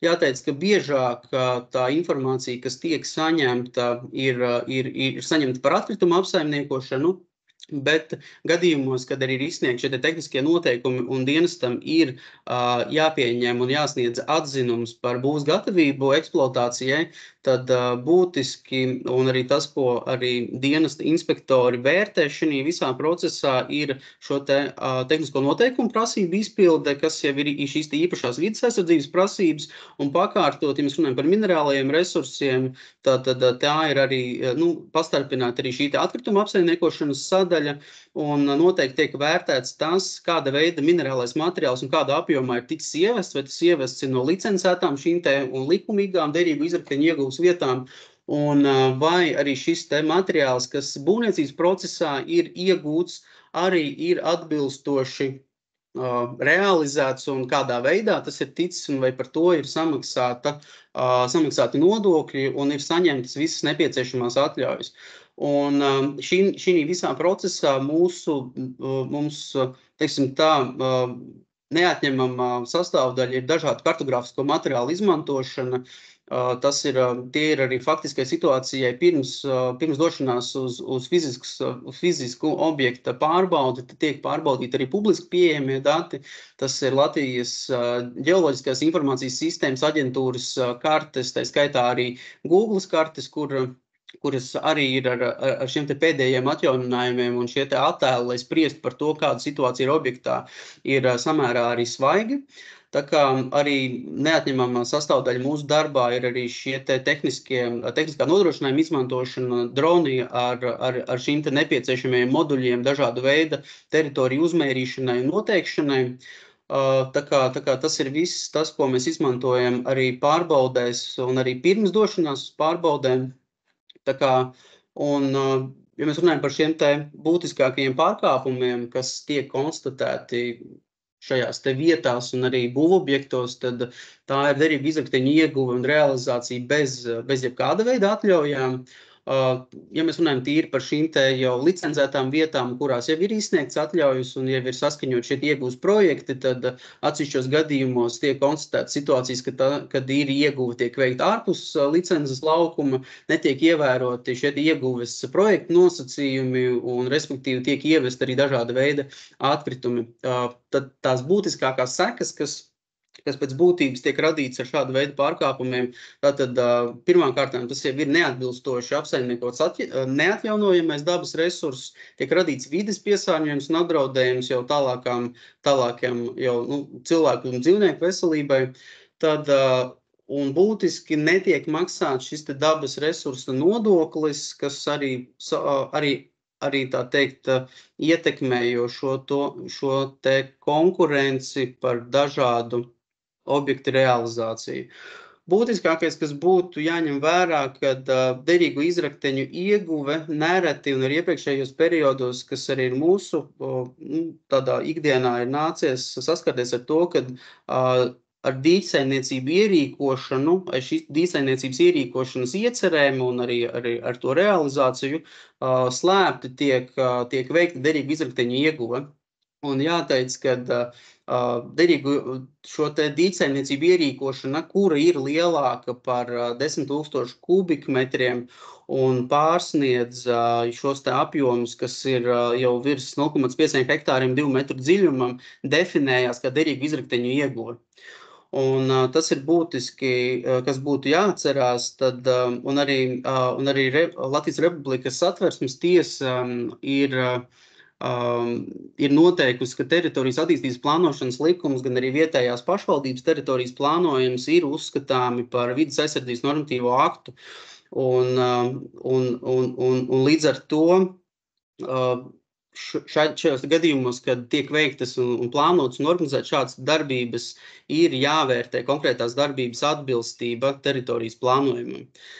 Tā kā tas ir tas būtiskākais īsos trijos vārdos, ko es vēlējos jums pateikt par minerālajiem resursiem. Jā, un vēl tad arī Valsts vides dienesta publiskajos resursos ir publicēta, publiski pieejama informācija par to, kāda veida zemes dzīļu izmantošanas licences ir izsniegtas, kādām personām tās ir izsniegtas uz kādu periodu, un atvērto datu šajā te sistēmā tad ir pieejama nedaudz arī plašāka informācija, nevien kā tā ir publicēta šajās te publiski, šajā te mājaslapā, jo meklējamajā informācijā, tā kā noteikti aicinu jūs arī, ja ir interesi un nepieciešamība noskaidrot par to, kāda veida atļaujas un kāda veida darbībai un kādam komersantam ir izsniegts, pārbaudīt šos te publiski pieejamos resursus.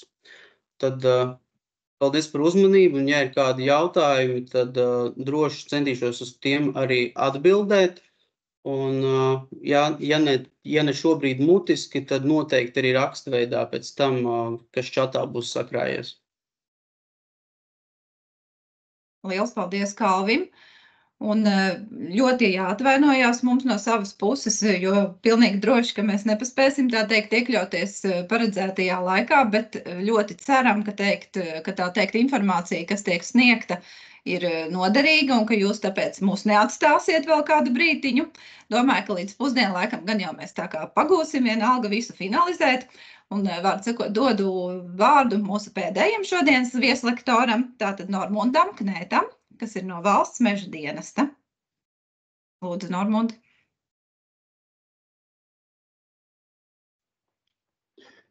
Jā, labdien! Mēģināju prezentāciju uzlikt, nezinu, vai man izdevās. Izdevās.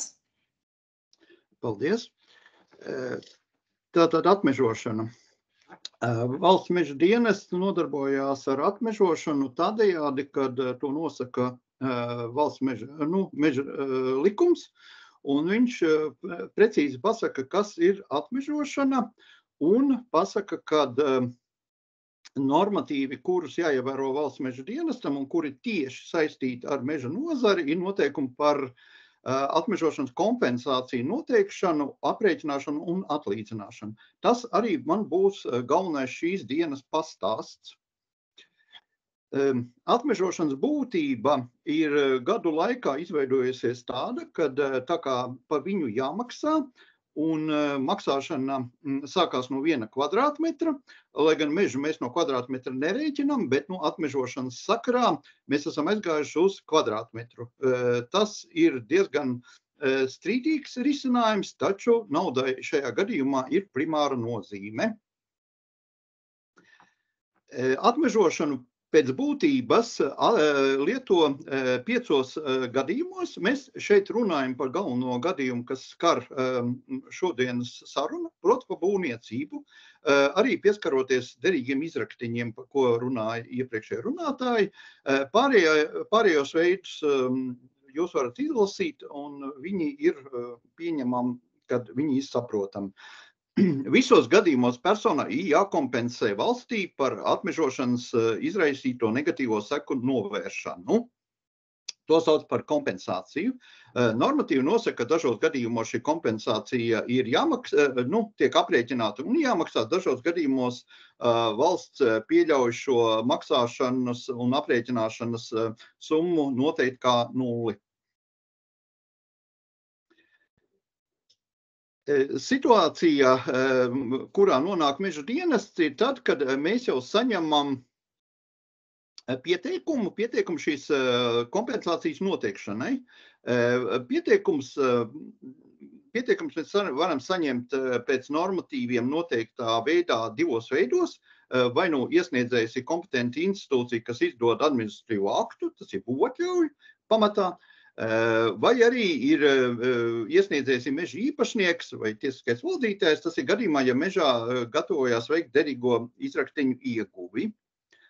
Tālākās pēc šī pieteikuma saņemšanas meža dienests veic kompensācijas aprēķināšanu, šīs samaksas administrēšanu, tālāk, ja ir nepieciešams, izsniedzam atļaujas koku ciršanai, un beigu atmežošanas posms ir tāds, kad mēs mežam mainām zemes lietojumu kategoriju uz to, kas beigās sanāk. Mežs tur vairs nav. Ja mēs runājam par konkrētiem dokumentiem, kas ir jāveic sakarā ar būvniecību tieši, tad šeit kā primārais ir atmežojamās meža zemes izvietojuma plāns, kuru jāizgatavo mērniekam. Pieļaujama arī atmežojamās meža zemes skices. Šobrīd tas ir pieļaujams tikai tajos gadījumos, ja no meža aiziet uz lauksaimniecības zemi. Būvniecībā tas tā kā nav pieļaujams, tur vienmēr vajag mērnieku. Ir vēl tā kā normatīvos ir ielikts iekšā iespēja, kad meža īpašnieks, lai samazinātu savus izdevumus, var kompensēt. Tas ir saprotams tādā tautas valodā, ka, teiksim, vienā vietā mežs pazūd, jo viņu vietā tiek radīts kaut kas cits. Un tātad mežs jārada tāds pats mežs citā vietā, tātad jāieaudzē. Un normatīvā vide šādu ieaudzēšanu pieļauj pat, kad šo ieaudzēšanu veids kāda cita persona, Un šai personai personai, kura vēlās mežu atmežot, pietiek noslēgt līgumu ar citu personu, kas ir veikusi kompensāciju. Kompensācija ietekmē šo kompensējumās naudas apjomu diezgan būtiski. Tāpēc īpašnieki ir ieinteresēti šajos darbībās, un mēs esam konstatējuši, ka pat vietnē SS jau ir pieejami piedāvājumi, tā sakot, savu mežaudzi jauno piedāvāt kā kompensāciju. Atmežojamās meža zemes izvietojuma plāns principā satur visu informāciju par mežu, taču meža dienests tā kā ir izveidojis arī savu datu bāzi, tad mēs esam ieinteresēti saņemt šo visu kā shape failu. Shape failā viss tas arī ir pieejams, un mēnieki pēc būtības savu darbu pabeidzot arī bez papīra dokumentiem, kurus viņi droši vien mēdz sagatavot, tāpēc, ka tos prasa cilvēki, sagatavo arī failu vai var sagatavot failu, un šis fails principā meža dienestam arī ir vajadzīgs. Problēma ir tāda, ka kompensācijas normatīvi nosaka, ka katram meža nogabalam ir jāprēķina sava kompensācija. Normatīvi nosaka, ka viņas ir dažādiem nogabaliem, un līdz ar to tas, ko parasti sastāda problēmu, ir tas, kad mērnieks samēra šo apkārtni, kāds ir poligons, kas tiek paredzēts atmežošanai, bet nesadala iekšienē. Tātad iekšienē jāsadala visbiežāk pašam meža dienestam, un šeit arī, ja skatās no malas, tad tā ir, teiksim, meža dienesta uzraudzītā teritorija mežs, taču šajā mežā ir arī objekti, kas nav mežs, kā šeit uzskaitīt ceļš, grāvs, lauks un vēl daudz kas cits var būt, kas nav mežs, un tādējādi viņš nevar tikt atmežots šīs platības. Līdz ar to no šīs atmežošanas kompensācijas šādas platības tiek izslēgtas ārā, lai gan viņas kopējā platībā ietilpst. Jā. Kā jau es pieminēju, kompensācijas apmēru var samazināt izmantojot kompensējumu mežaudzi, vai savā īpašumā, vai citā. Šeit galvenais ir ievērot principus, kas ir normatīvā vidē noteikts, un princips, kāpēc šī kompensējumā mežaudze ir izveidota kā subjekts, ir tāpēc, ka Eiropā prasa, lai šis CO2 piesaistes būtu līdzvērtīgas un viņas tiktu samazinātas tādējādi, ka viena platība vairs neko nepiesaista, jo tur rodās būve, un tātad šīs dabas teritorijas ir kaut kur jāpalielina, lai šo piesaisti uzturētu. Kā arī bioloģiskās daudzveidības samazināšana, kas jau ir tāds vairāk tā kā mūsu pašu valsts uzstādījums.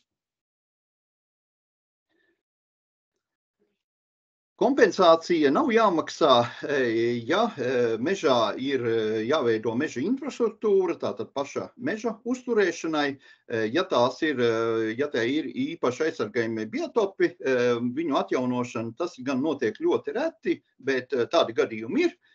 Tālāk ir militārie objekti, kas jau, diemžēl, paliek vairāk, kā arī tajos gadījumos, ja būvniecība, šis punkts attiecās tieši uz būvniecību praktiski, ja ir valsts, Eiropas Savienības vai pašvaldību līdzfinansējums vismaz 20% apmērā. Tādā gadījumā šī kompensācija nav jāmaksā. Un atmežot plantāciju mežus, tas ir tāds, var teikt, pārejas perioda meža veids, kurš kādreiz nav bijis mežs, tātad ir atnācis uz mežu no kādas cits zemes lietojuma veida, visbiežāk no lauksaimniecības zemes, un tātad viņu var atlikt atpakaļ lauksaimniecības zemē ar vieglāku veidu bez kompensācijas. Kompensācija kā finansu apjomu ieskaita valsts pamatbudžetā, un to ir atļauts lietot mežsaimniecībā, taču tikpat labi to var lietot arī citiem nolūkiem. Tā kā tas nav ieinteresēts konkrēts iestādes šo kompensāciju noteikti tādā ziņā. Pa kompensējamo mežaudzi, tātad, kas ļauj samazināt kompensācijas apjomu, klasificējās mežaudze, kura ir nevēlāk kā 5 gadus iepriekš tikusi ieaudzēta un atbilst šiem ieaudzēšanas kritērijiem. Tā kā mežaudzes var ieaudzēt gan ar stādiem, gan ar dabisko vidi, jo Latvijas mežos koki ataug pamatā tā kā paši. Mums nav situācija ar lietus mežiem. Un otrs veids bez stādīšanas ir arī, ja tās ir dabiski ieaudzētās un ieaudzēta platība un veidojās priežu, egļu vai bērzu mežaudzes. Problēma, kas ir diezgan liela, ir tāda, ka atmežojamai teritorijai, kurai ir mežsaimnieciskie ierobežojumi, kompensējama mežaudze jāieaudzē tāda paša veida apgrūtinātā teritorijā. Tātad, ja tā ir krastkāpa aizsargjosla, kurā taisās kaut ko atmežot, tad šai mežaudzei, kas kompensē, ir jāatrodās šajā pat krastkāpa aizsargjoslā. Mežu mēs izslēdzam no Mežu valsts reģistra, jeb datubāzes, tajos gadījumos, ja ir izdots kompetences institūcijas administratīvs akts. Visbiežāk tā ir būvatļauja, bet tāpat arī var būt derīgo izraksteņu iegūs atļauja vai biotopu atjaunošanas lēmums vai lauksaimniecības zemes ierīkošanas lēmums. Ja koku ciršana ir nepieciešama, tad pēc koku ciršanas un arī pēc atlīdzināts atmežošanas kompensācijas tiek pabeigta darbība un no datubāzes šī konkrētā teritorija izslēgta, tādējādi pabeidzot atmežošanu. Tas, ko es jums stāstu, īsti nav mainījies, un tā kā visiem būtu jābūt zināmām lietām, taču mums ir iezīmējusies nākotne, un nākotnē iezīmējušās divi procesi. Viens ir tas, kad ir lēmums par to, kad atmežošanas procesu pilnīgāk ir plānots iekļaut BISā, tādējādi padodot Mežu valsts reģistru jeb datu bāzi jau uz BISu.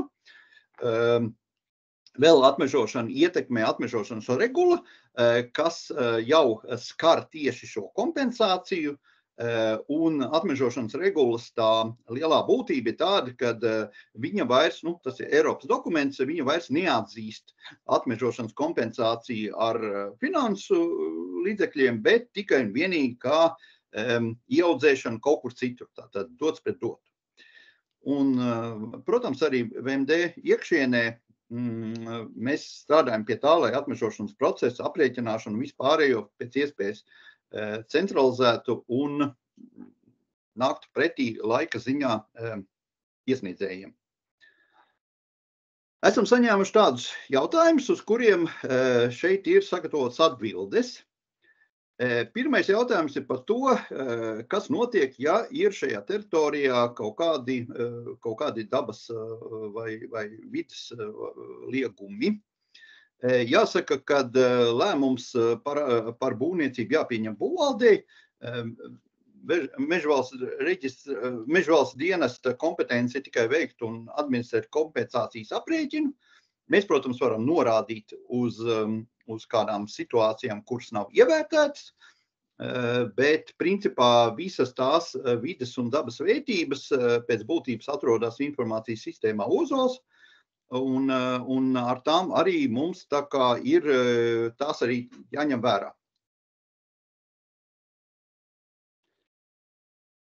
Kurā mirklī ir jāmaksā, kurā mirklī ir jāsniedz pieprasījums uz valsts meža dienestu. Principā pieprasījumu valsts meža dienestam gadījumos, ja ir iesaistīti privātās personas, kas izrāda iniciatīvu, parasti jau privātās personas griežās meža dienestā, lai uzzinātu, cik ir šī potenciālā kompensācija, lai rēķinātos ar saviem finansu resursiem. Taču oficiāli mēs pieprasījumu vēlamies saņemt tajā mirklī, kad ir jau notikusi projektēšanas nosacījuma izpilde, un šo pieprasījumu mēs gaidām no kompetences institūcijas, visbiežāk tā ir būvvalde. Un gadījumā, kas arī šajā konkrētā gadījumā nav tieši uzdots, bet parasti visus interesē, kurā mirklī tad tiek pieļauta tā koku ciršana. Tātad koku ciršana tiek pieļauta pēc tam, kad ir jau šis otrs nosacījums izpildīts arī pa būvniecības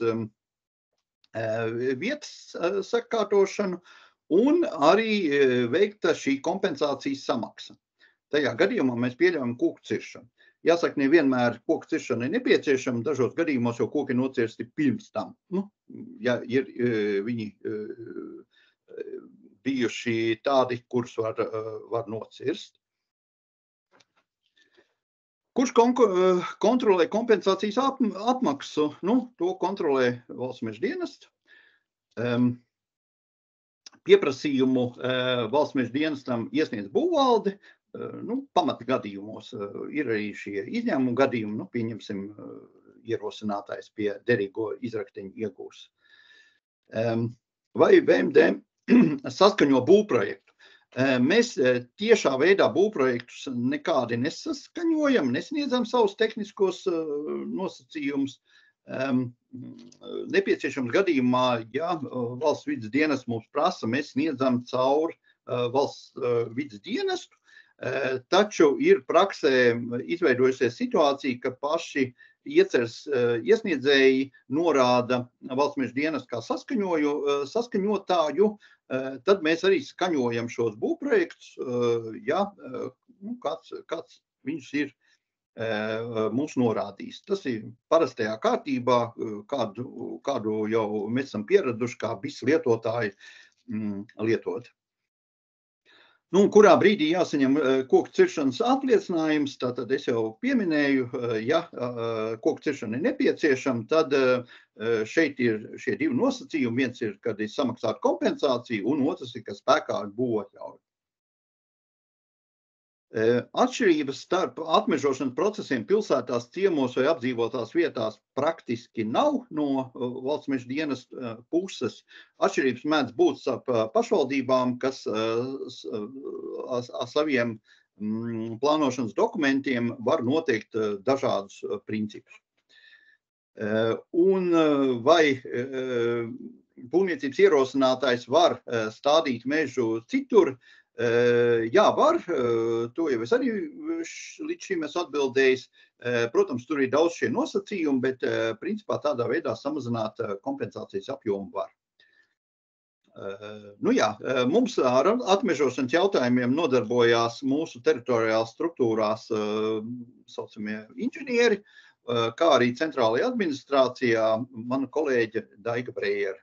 Viņa arī parasti atbild uz šiem specifiskiem jautājumiem. Ar to es arī jūsu uzmanību vairs neieskavēšu. Paldies! Liels paldies Normundam, un kā jau mēs paredzējām, tiešām tā arī ir, ka uz pusdienu laiku mēs esam beiguši savu būvvalžu sanāksmi. Un, protams, aicināšu vēlreiz ielūkoties čatā lektoriem, bet izskatās, ka visi jautājumi ir pamatā atbildēti. Un spriežot arī pēc aptaujas, kurā bija viens no jautājumiem bija par to, kādā formātā jūs vēlētos nākamreiz tikties, šķiet, ka diezgan droši, ka arī rudenī mēs tiekamies attālinātā veidā. Paldies visiem, jauku nedēļas nogali un patīkamas brīvdienas. Tiekamies rudenī!